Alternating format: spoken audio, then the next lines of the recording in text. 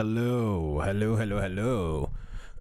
Welcome to the recording of the, Oh, can I take this out? Am I able to... Oh, wait a minute. What did I do? I just screwed that up. Live chat.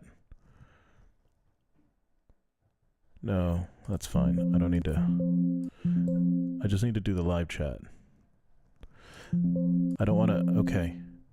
Play games in windowed mode. Ah, okay, I see what I did. So here we go, ladies and gentlemen. Here's what we're doing. We are testing, or we're recording, actually, the new, another segment of the Hijack, but I'm doing it on my DJ Zwain TikTok page because I can go live there and on YouTube and on IG, or I guess on IG, but I haven't tried IG. So anyway, I'm currently trying to see how the algorithm treats me when going live on the DJ Zwain page. So what I'm doing is recording the Hijack, which is a political show, nothing to do with music, on my DJ Zwain page, but I'm still just releasing it on the Hijack. So that's what we're working on right now.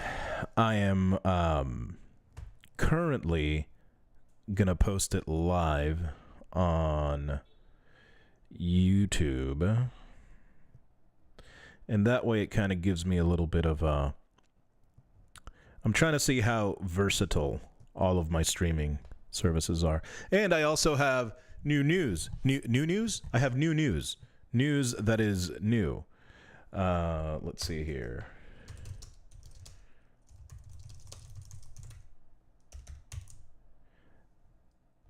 So,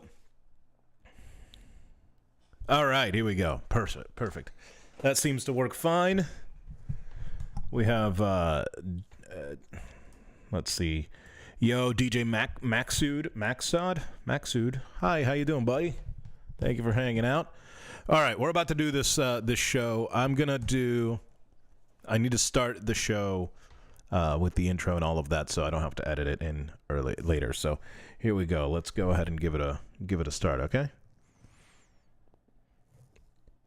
This is going to be the second segment to the Hijack episode that I am in the process of recording. So it's going to be fun. Yeah, we're right now getting started. About to get started.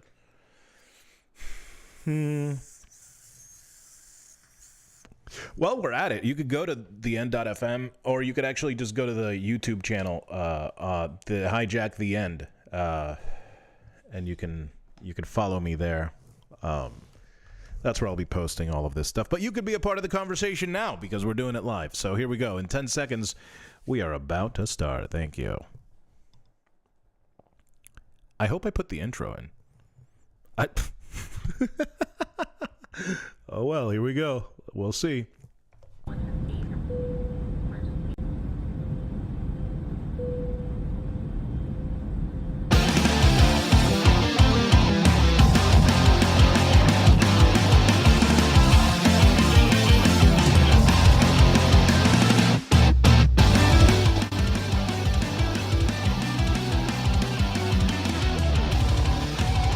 The.fm, I am DJ Zwain.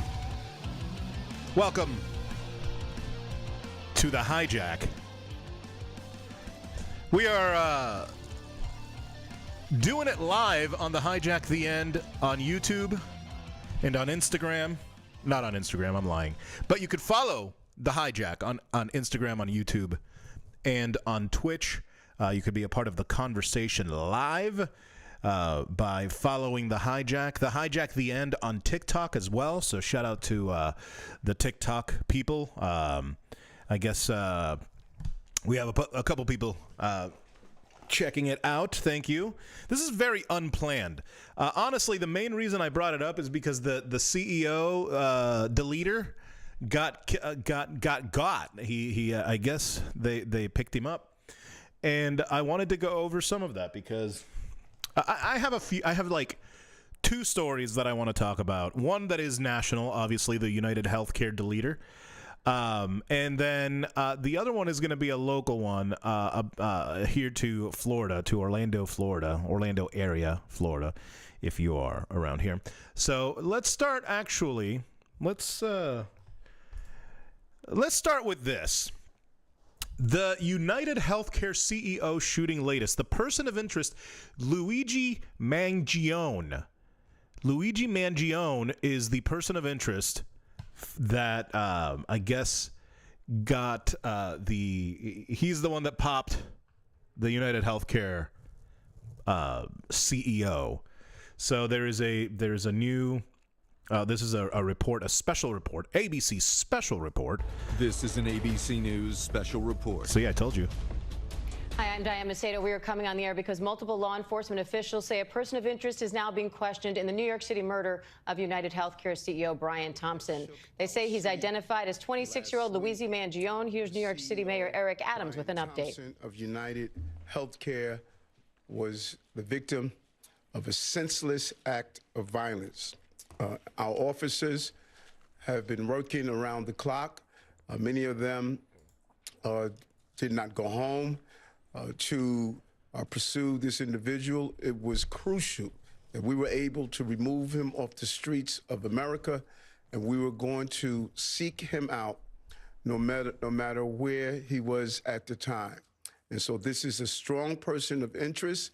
The police commissioner and chief of detectives will go over where we are right now in the investigation. He matches the description of the identification we've been looking for. He's also in possession of several items that we believe will connect him to this incident. How did we do it? Good old-fashioned police work. The chief of detectives and the police commissioner Good old-fashioned police work to release as much of a photo that we had at the time. We sent it across the country, and someone, a McDonald's employee, did something we ask every American to do. If you see something, say something, but most importantly, do something. And they did. I mean, sometimes. And because of that, we believe we have a strong person of interest to deal with this case. I want to now turn it over to the police commissioner of the city of New York, Commissioner Tisch.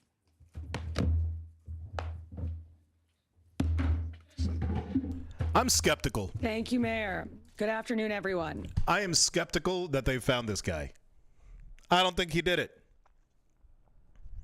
I don't think he's the guy, and more than that, I think that he is going to end up, if he ends up being if he ends up getting,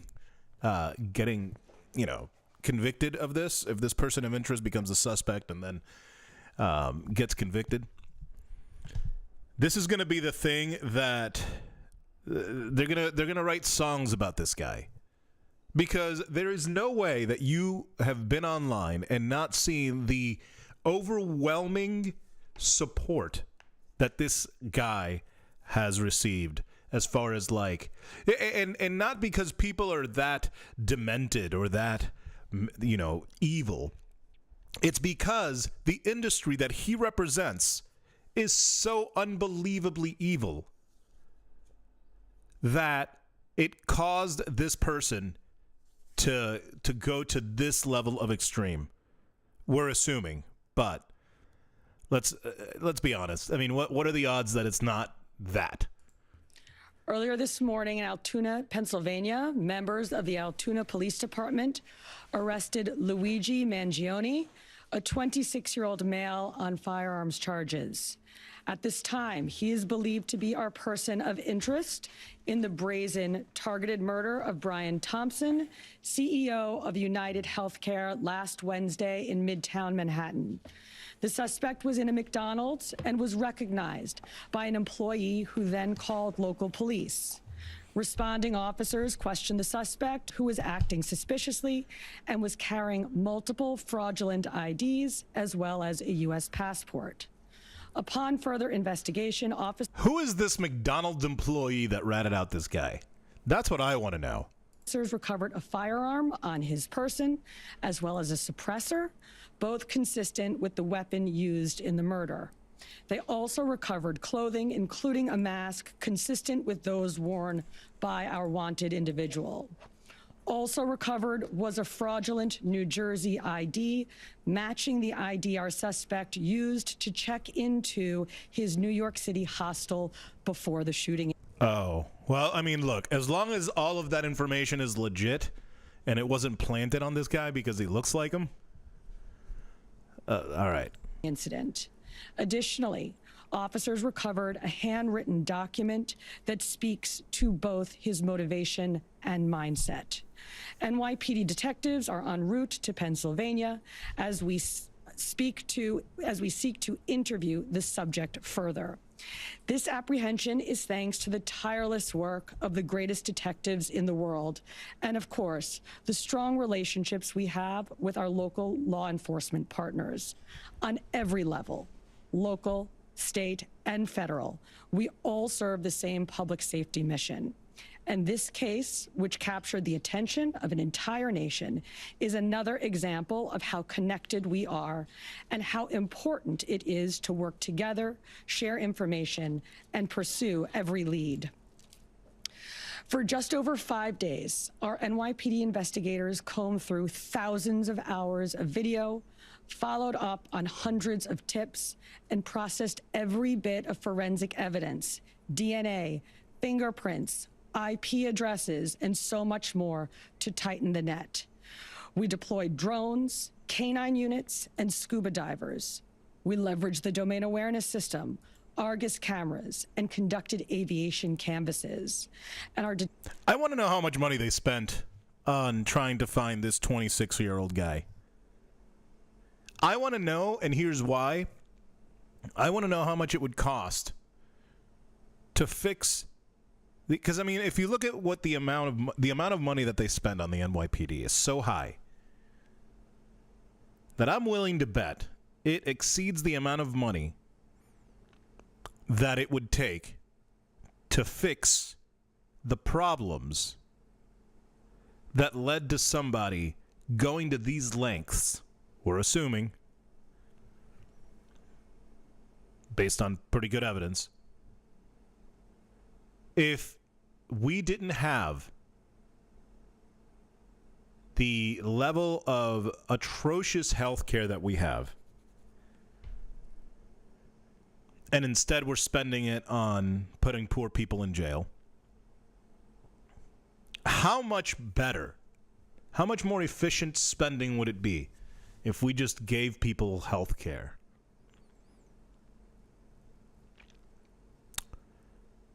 I mean, I'm just saying. detectives also went door to door, interviewing potential witnesses and doing the good old-fashioned police work that our investigators are famous for. This combination of old-school detective work and new-age technology is what led to this result today. And we must also acknowledge the instrumental role the media and the public played in this case. The images that we shared with the public were spread far and wide, and the tips we received led to the recovery of crucial evidence. We should never underestimate the power of the public to be our eyes and our ears in these investigations. This is the third time in 3 weeks that a member of the public has seen something and said something and done something that led to a high-profile arrest. The triple stabbing homicide in Manhattan, the gunpoint robberies in Queens during which an NYPD officer was shot, and now this. Now, the case will continue through the criminal justice process, and while we are proud of today's accomplishment, we must, of course, remember that a family is in mourning. I want to again extend my sympathy. Look, there's a lot to be said about, well, not a lot.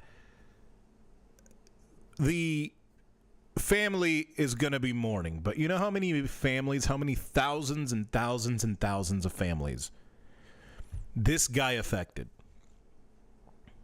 with his decision making?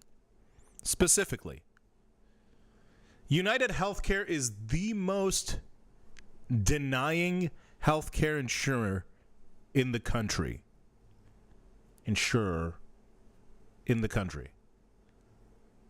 So if that is the case, and now they're putting in AI determinations of the outcome of a claim. So they will deny claims. A system, an AI system that has a 90% error rate.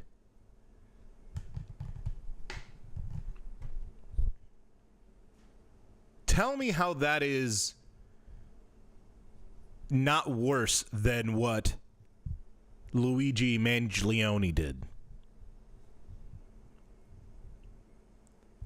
Luigi Mangione. I don't see one. I don't see the. I see that look, vigilante justice is not advisable, I think we could say. But to think that this just fell out of the sky is insane. To completely ignore the reason why this happened, and more importantly, ignore the fact that 9 out of 10 people are at least like, about it. And at most, are singing this guy's praises. How often do you see somebody being deleted as a rallying cry for people from all backgrounds and walks of life to be singing the praises of the deletion of this person? And not because anybody had an issue with this person specifically, but more because he represents an industry that has killed millions. That's it. It's not that hard. It's not that simple. Or it's not that it is that simple. It's not that hard. So, when we talk about, you know what? Let's take a look at let's listen in a little bit more. To Brian's family, his co-workers, and all our intelligence analysts. We also thank the SAC office, and I'll now pass it along. Thank you. As the commissioner stated earlier, a male was taken into custody today in Altoona, Pennsylvania this morning. He has been identified as Luigi Nicholas Mangione. He's a male, 26. This guy is offensively from New England. 6 years old. He was born and raised in Maryland.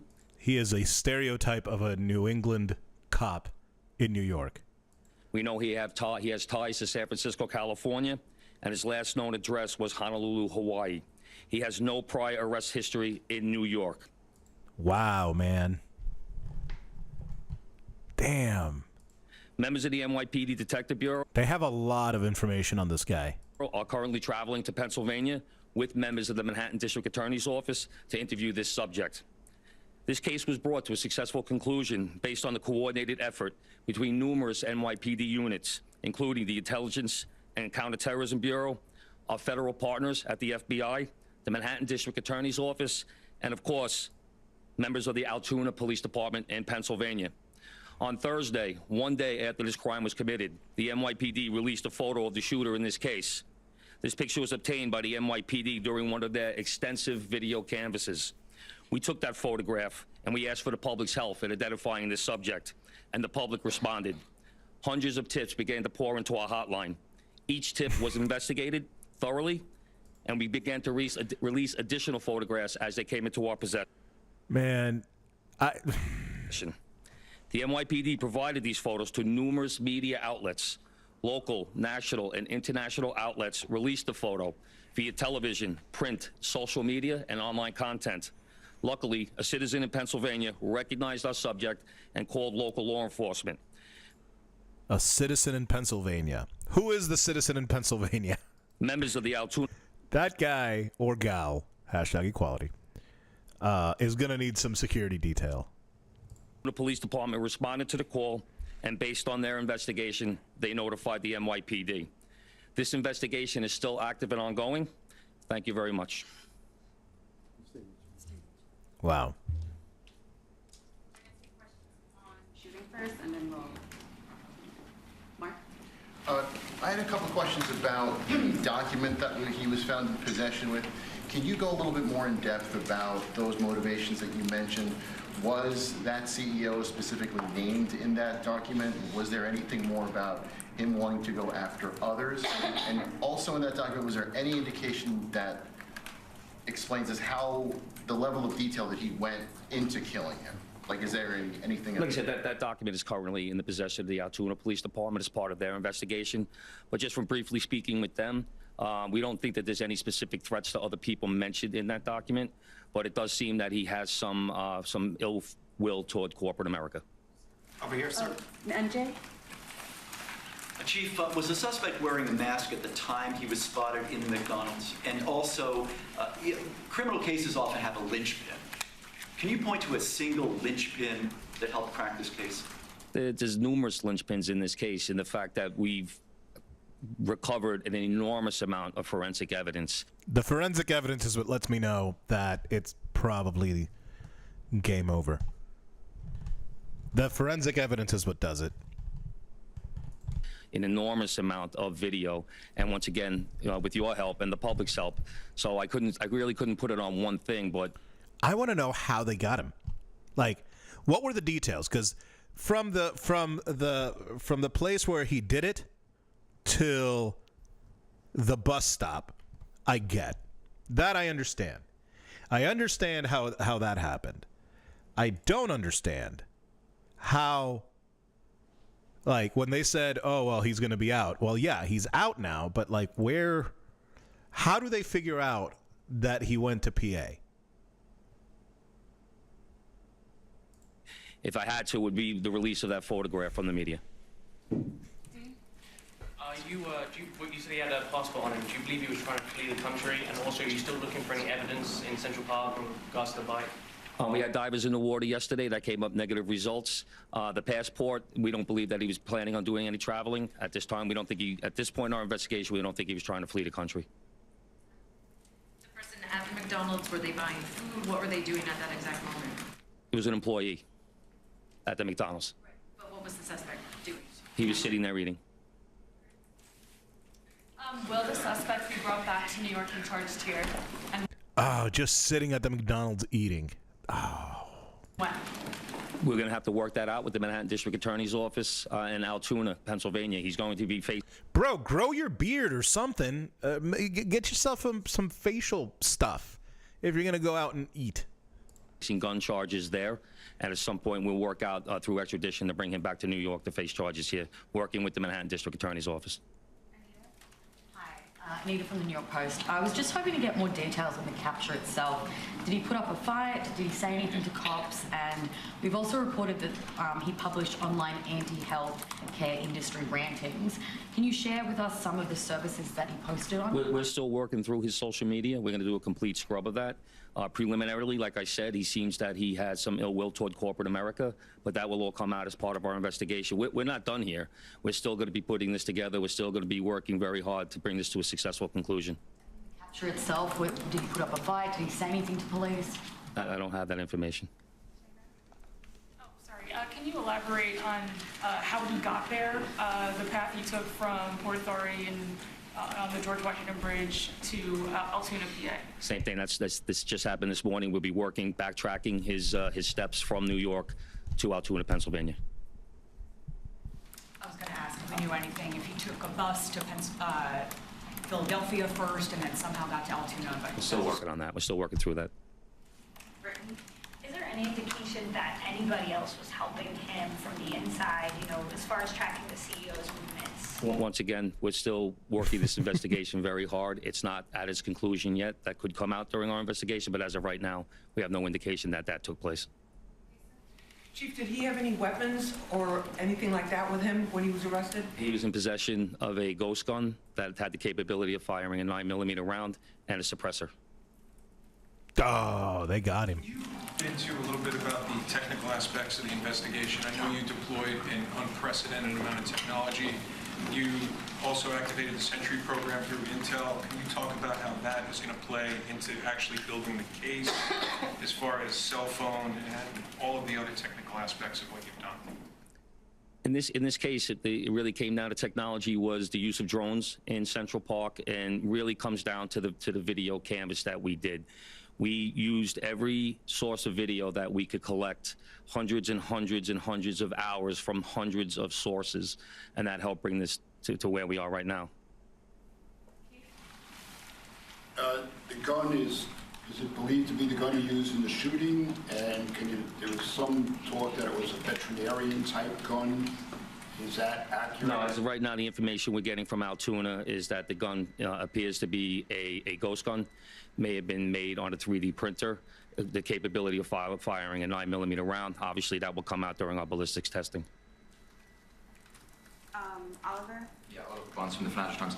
Do you have any indication like how long this handwritten, is it a handwritten manifesto that you found on the suspect? And then also whether or not he put it online at all? Don't know if it's online as of right now. Yeah, he doesn't seem to know much. You're right. It's kind of like, the problem is that they have the thing is that they have the forensic evidence to back up that they were that they got the right guy. That's the thing. To me, that's going to be the thing.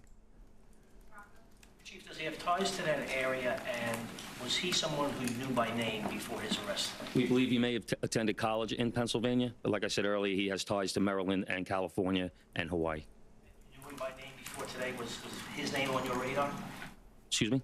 Was his name on your radar? Was he someone who you had been looking into before his arrest? No, we did not have his name prior to today. Huh. Okay. Does he have any prior arrests? I know there were none for New York City, but is there any prior arrests anywhere else in the country? We have not come across any arrests in the country. Chief, hi, how are you? On two things. On the ghost gun, is it something you're going to be looking into to see if he made it himself and can he make that himself? Or would he have to buy the gun the way it was? No, once again, that'll be part of our investigation as we follow up. I mean, obviously he's going to face murder charges, but is there any chance that he could face any other charges because he was targeting the CEO, and because of his writings and other things that we're now finding on him? Like what? Like the CEO is some sort of special protected class? Oh, is he going to be extra punished because he killed one of our elite? If they just they may have just found a fall guy. I don't trust the government enough to believe that this guy's actually the guy. You know what I'm saying? I think that he is somebody who look, if the forensic evidence is legit and it wasn't planted, then obviously it's a hard time not being it, but we'll see. That determination will be made by Alvin Bragg. Yes, what connections does he have in Pennsylvania that you know of? Are they in Altoona specifically? We believe he attended college in Pennsylvania. Does he know anybody in Pennsylvania? Wouldn't be able to tell you that. All right, we're going to take one more question on shooting Marla, and then we're going to... Dude, he should have anyway. You talk about the manifesto having said things against corporations, but specifically United Healthcare, and do you believe that Mangione acted alone? We believe at this point, our investigation is leaning toward he was acting alone. So, like I stated earlier, we're still working through the investigation. We're not stopping today. And as far as the manifesto, like I said, I don't have the complete details of that. It's in the possession of the Altoona Police Department. We're going to shift to Good job, Chief. Commissioner, Chief Maggi.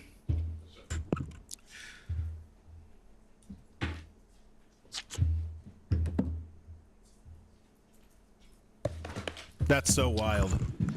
Well, let's find out a little bit more about this guy, because I think we found. Let me see. I got it. Okay. Mr. Maglione was born and raised in Maryland and has ties to San Francisco and California, according to New York City Chief Joseph Kenney. He has no prior arrests. He attended a private all-boys high school in Baltimore, Maryland, according to a LinkedIn account, which appears to belong to him. Let's find that.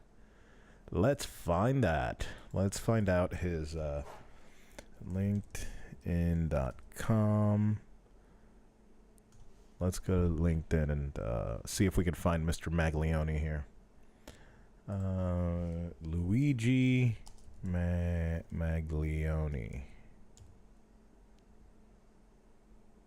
Mangione.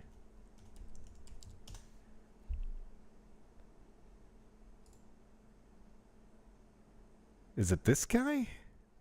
Yeah, Honolulu, Hawaii. This is the guy. I think I found him. Look at that.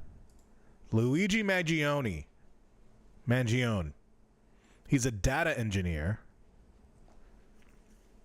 He hasn't posted yet. Let's see. University of Pennsylvania. This is the guy. Dude, it is. Oh, dude, it is. They did find the guy. That's him. That's his LinkedIn, dog. That's it. He attended a private all-boys high school in Baltimore, Maryland, according to the LinkedIn account. Belongs to Mangione. He was named the valedictorian of the high school. He is also a graduate of the University of Pennsylvania, where he studied computer science and founded a video game development club. A friend who attended the university at the same time as Mr. Mangione described him as super normal and smart person. I would never have expected this. Mr. Mangione worked as a data engineer for TrueCar, a digital retailing website for new and used cars. Before that, according to LinkedIn, Mr. Mangione worked as a programming intern. Let's see, held in Pennsylvania. He was taken into custody at McDonald's. I want to know who this McDonald's employee is. Because there are going to be some very upset people at him. Those eyebrows, bro, those eyebrows are what gave him away, man. Shave the eyebrows, homie. Shave the eye. I get it. I got eyebrows like that. I can't. No, dude. Those eyebrows. He needs to put those. Yeah, you're absolutely right, Chris. Those eyebrows are something else. Let's see. Police said he was carrying several IDs, including one with his real identity and another that was fake. Oh, come on, dude. That's a rookie mistake. I'm talking like I've done this before. Rookie mistake, man. Rookie mistake. What are you doing to yourself?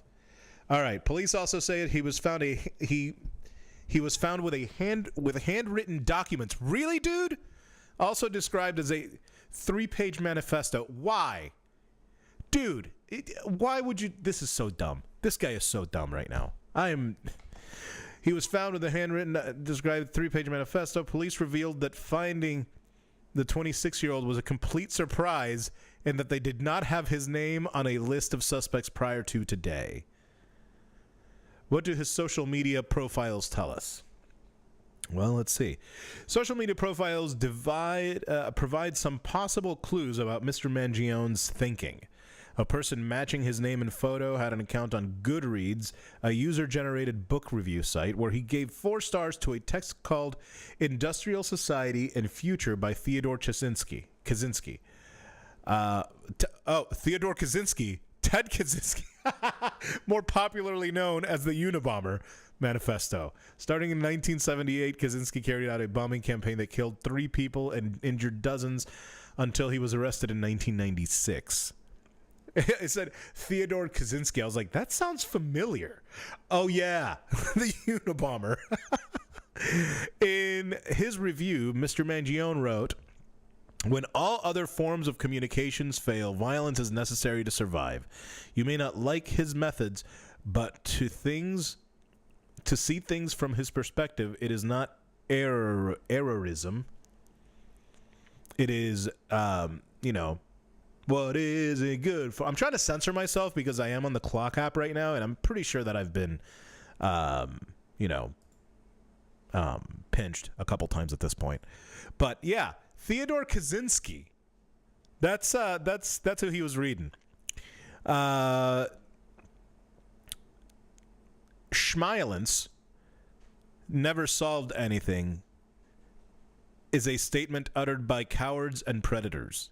That is one of the things that he was saying. Okay. Police say that a document written by Luigi Mangione includes specific threats to other people, but it does seem he has some ill will towards corporate America. You don't say. I figured he might have had more of a connection. I wonder, maybe we'll find out that he has more of a connection than we thought. That's what I'm maybe? I don't know. Dude, those eyebrows got him, man. Those were some serious eyebrows. Those are some serious eyebrows. Let's see what else this guy has to say. This guy, Mayor Adams.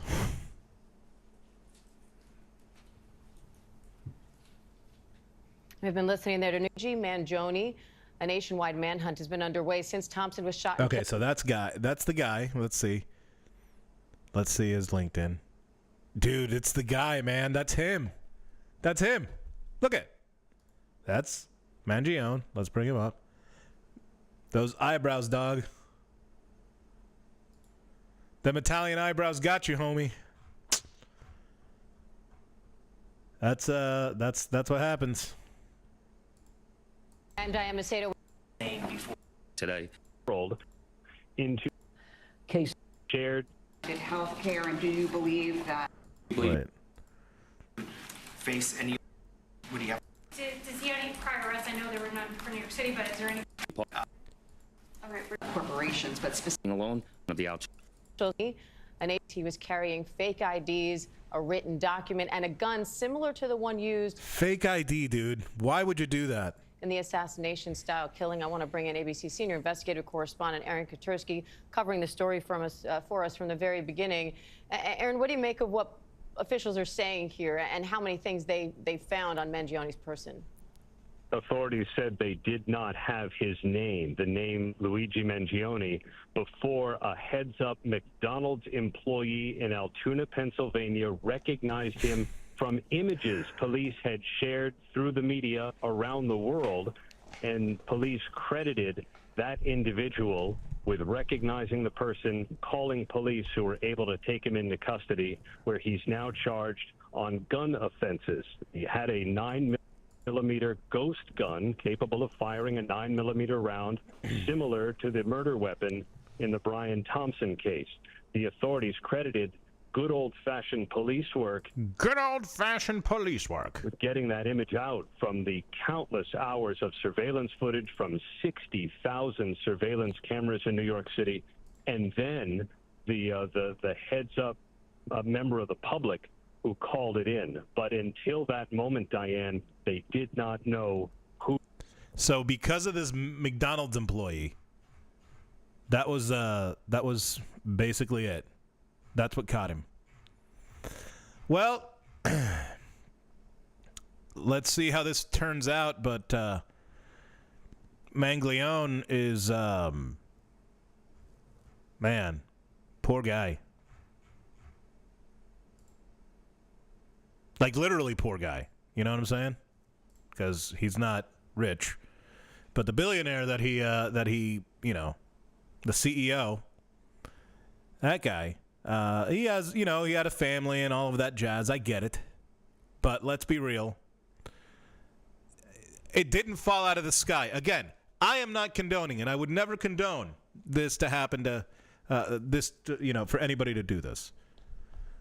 But to pretend that this did not come, that this fell out of the sky with zero provocation, is insane. It is an insane thing to think about. So, I'm going to go over one more story that I wanted to go through just because I wanted to record it. But this one's more of a local story for downtown Orlando. Apparently, over the last few months, there was an operation, a criminal operation, Operation Nightcap, trying to catch people that are selling drugs, selling underage and stuff. It was basically for the Orlando nightlife. It's an ongoing thing with Orlando nightlife being targeted because of things that have happened that have nothing to do with the bars. shootings and things like that have happened because that have nothing to do with the bars. Even the suspects are underage. They weren't out drinking or whatever. They were just youth out causing problems. And for that reason, they've had they started Operation Nightcap, which is this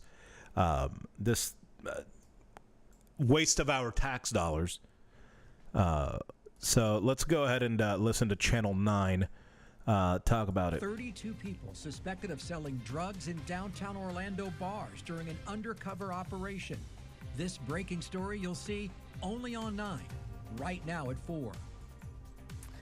It's called Operation Nightcap. It started this past July, and only Channel 9 has details today at 4 o'clock. Good afternoon, I'm Greg Warman. And I'm Darlene Jones. Orlando police started the operation well before, I should say, this deadly shooting you see here in downtown Orlando. Today, the police chief spoke with investigative reporter Shannon Butler about what they found and the message she has for club owners. She's live in our studio with details. Shannon. Yeah, these are just 11 of the people that were already arrested. Police say they sold drugs inside of the bar. Some of these are employees, others are customers. And they found that some of the clubs weren't following those city measures that were put in place to keep you safe from other crimes, like a shooting. For 5 months, undercover officers have been going into clubs like Bullet Bar, Casey's, and Wall Street. And for 5 months, they've been buying drugs. Bullet Bar, Casey's, and Wall Street. Casey's on Central is a staple in downtown Orlando. That place has survived the tests of time.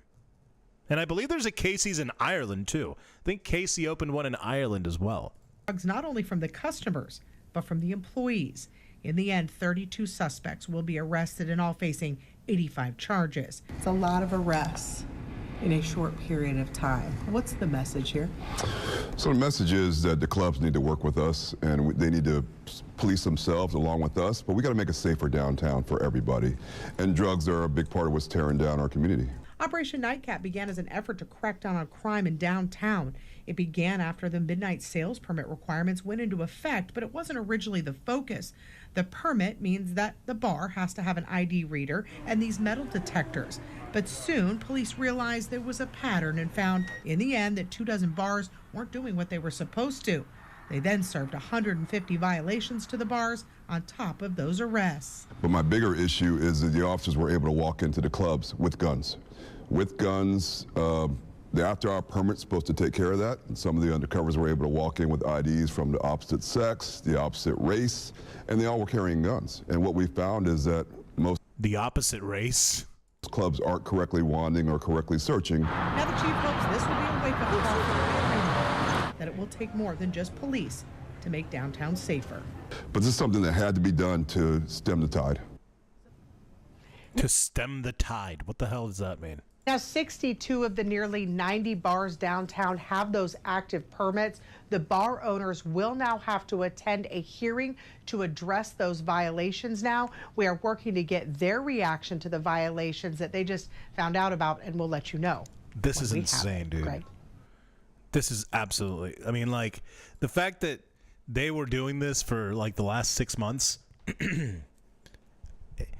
And it's all because, ultimately, they want Orlando to turn into a bedroom town.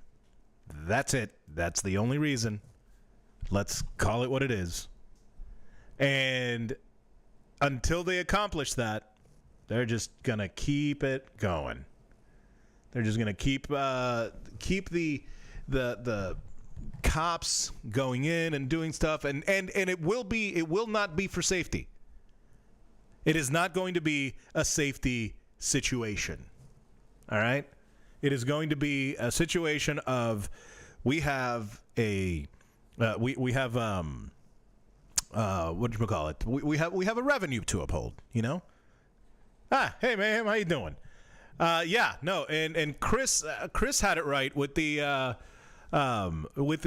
eyebrows and getting the CEO eliminator getting caught by that. The policing in general in America is generally speaking a joke. when it comes to stuff like that. Had it been some regular ass dude, I bet you that if some regular ass dude was the one that got murked and not a CEO of whatever the hell, there is no way they would have spent that much money and time trying to find this killer. There's no way. There is no way that they would have spent that much money. So I think that, once again, we see the difference in how we treat, the difference in how we treat the poor versus the how many unsolved murders go on in New York City? There is no way that this happens in New York City to a regular ass regular ass person, and you find the murderer.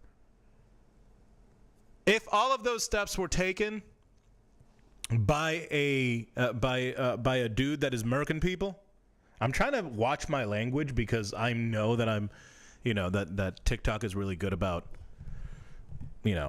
blocking people. But yeah, and now you look at the amount of money we're spending on policing versus the amount of money that we could spend just rectifying this stuff. 100% of what we've spoken about today, 2 stories, because I wanted to add these 2 stories before I finished editing the Hijack, which you can find on the Hijack The End on YouTube and IG and TikTok and all of that jazz. Twitch, if you want to be part of the live conversation. And now I guess on TikTok for now on my DJ's Wayne page. But anyway, I digress. If you want to fix the crime issue that we have, fix the lack of opportunity that allows these crimes to happen. That simple. It is really that simple. Do you have any idea?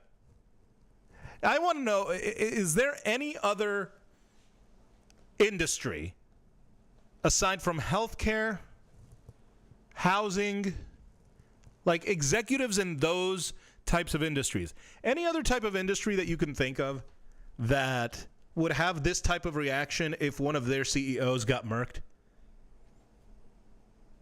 What would be the reaction if, because I mean, look, if the CEO, I saw a meme actually, if the CEO for Arizona Iced Tea got murked, or the CEO of Costco, a man who threatened to kill the dude in the boardroom that said that they should up the hot dogs. They should up what am I trying to say? They're trying to raise the price of hot dogs. I speak for a living, I swear to God. They're trying to raise the price of hot dogs, and the CEO for Costco says, if you do that, I will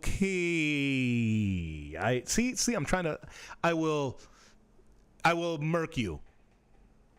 And so if those 2 CEOs, the 2 CEOs that I just mentioned, the CEO of Arizona Iced Tea and the CEO of Costco, if either one of those 2 got murked, do you think that it would have the same reaction as the CEO for United Healthcare?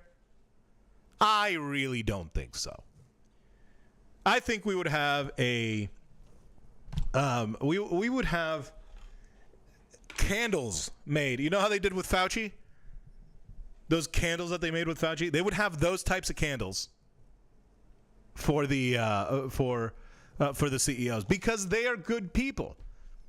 Arizona Iced Tea hasn't raised their prices since the 90s, I think. You could still get Arizona Iced Tea for 99 cents or whatever. And the $1.50 hot dogs are a staple in Costco. And guess what? Because of those two CEOs doing that, that was enough for it to be a story, a news story. They're getting so much publicity out of the fact that they don't try to screw their customers over, that it's worth way more. It's worth way more than the amount of money that it's the short money versus the long money. You're going to have, if Costco keeps this up, if Arizona Iced Tea keeps this up, what are some other semi-benevolent companies like that. Not benevolent companies, because company is a company, but people that run these companies, the CEOs, the heads of these companies. What other people do we have that we can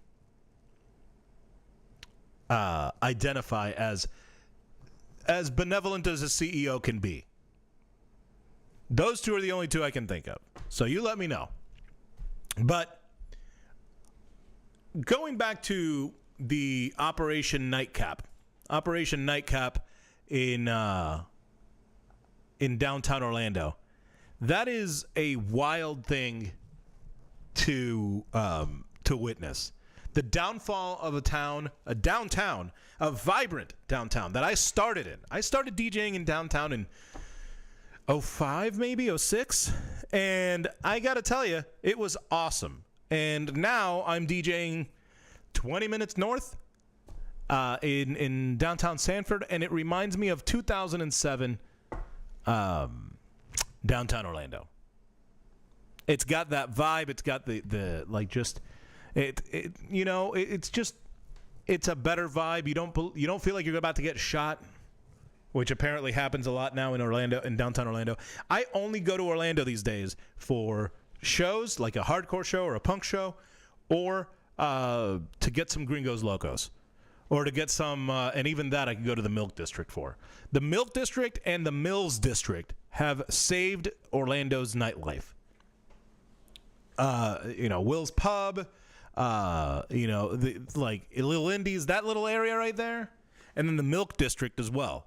Both of those areas have been the saving grace of downtown Orlando, or of Orlando nightlife. It has been some of the only places that I go to. The last time I go to Will's Pub, I'm probably at Will's Pub once every few months for a show, and then I hightail it right back down to Sanford for the rest of the nightlife.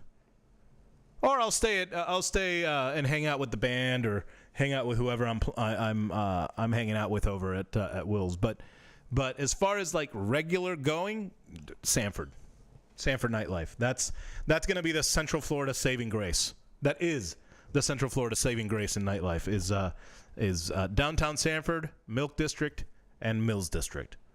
So you heard it here first. Aside from that,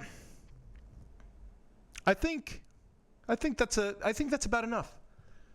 I think that's about enough of a show for our. It's enough of the content that I wanted to put together. So, let's see. Does it work? Does it work? Is it working? No, it's not working. Oh well. Let's see. No? Is it not going to work? Hold on. Yeah, no, it's not going to work. All right, cool. Well, we are... There it is! Jesus Christ, why did it take so long? That's really dumb. My name is DJ Zwain. Thank you so much for hanging out. Thank you so much for being a part of the show. Follow the end.fm, follow the end, the Hijack the End on all of the socials. Follow Irreverent the End on all of the socials. And yeah, check me out next time. I'll probably be doing one of these about once a month. So thanks for hanging out. Peace.